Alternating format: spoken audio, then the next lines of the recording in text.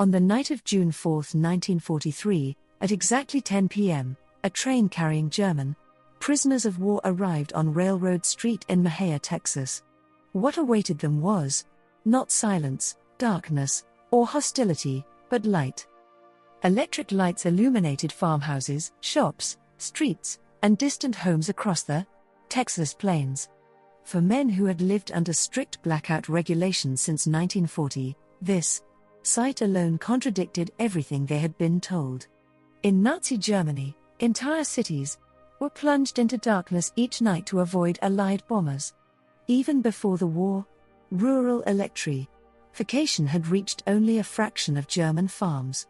Yet here, in a small American town far from the front lines, electricity appeared unlimited.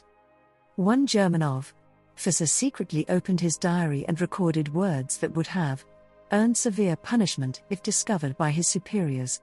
"The Americans must be lying," he wrote.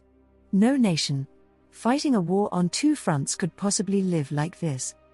The men stepping off the train were not inexperienced recruits.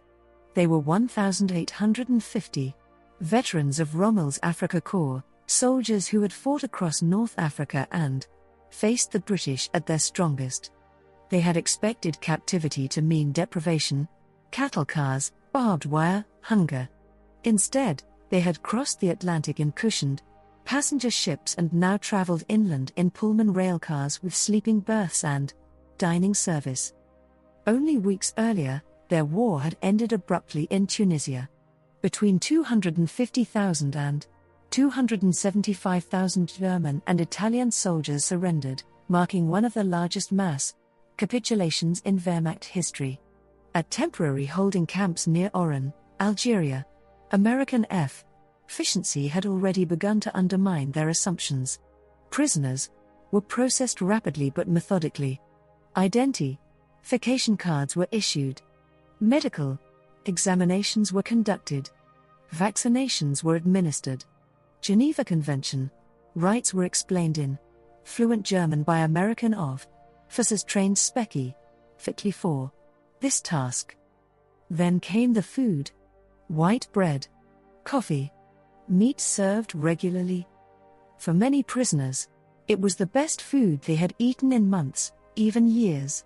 Most assumed this treatment was staged for propaganda purposes. They believed the Americans were attempting to impress them.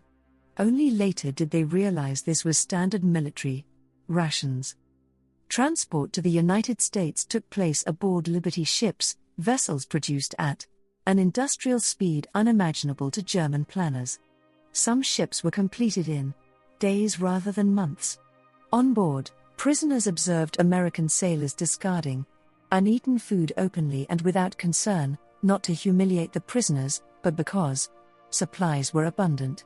Several soldiers later wrote that a single day of American food waste exceeded the rations their entire units had received in a week during the final stages of the African campaign.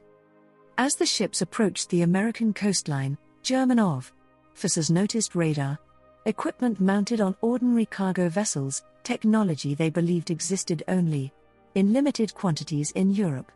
For some, this was the first moment they privately concluded that Germany could not win the war, regardless of battlefield outcomes.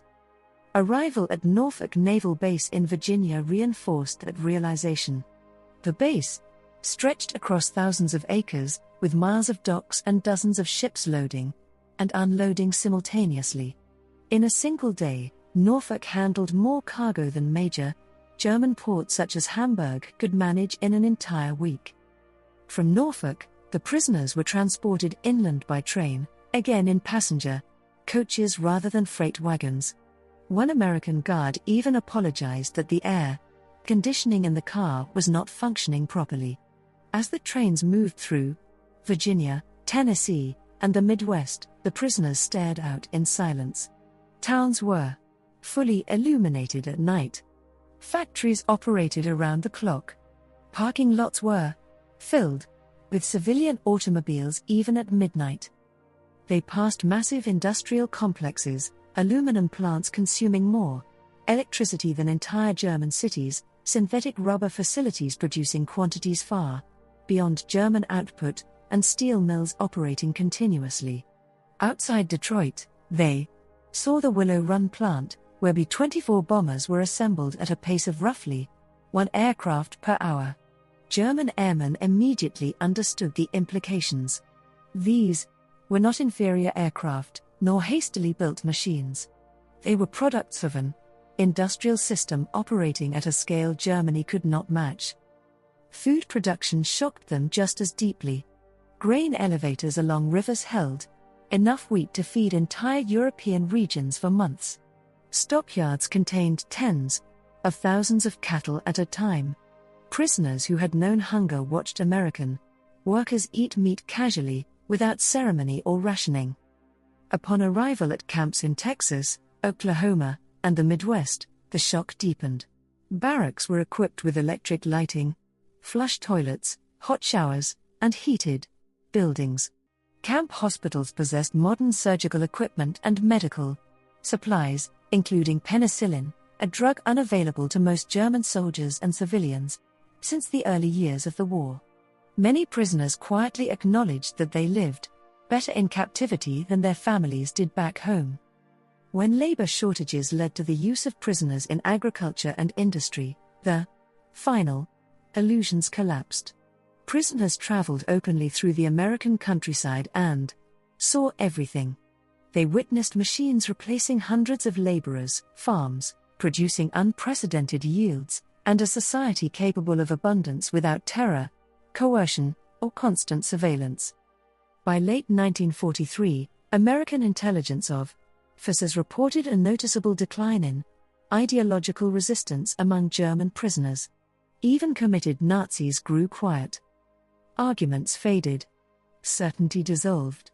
Nazi beliefs were not dismantled through forced re-education or propaganda, but through observation, through direct exposure to the industrial capacity, organization, and material reality of the United States.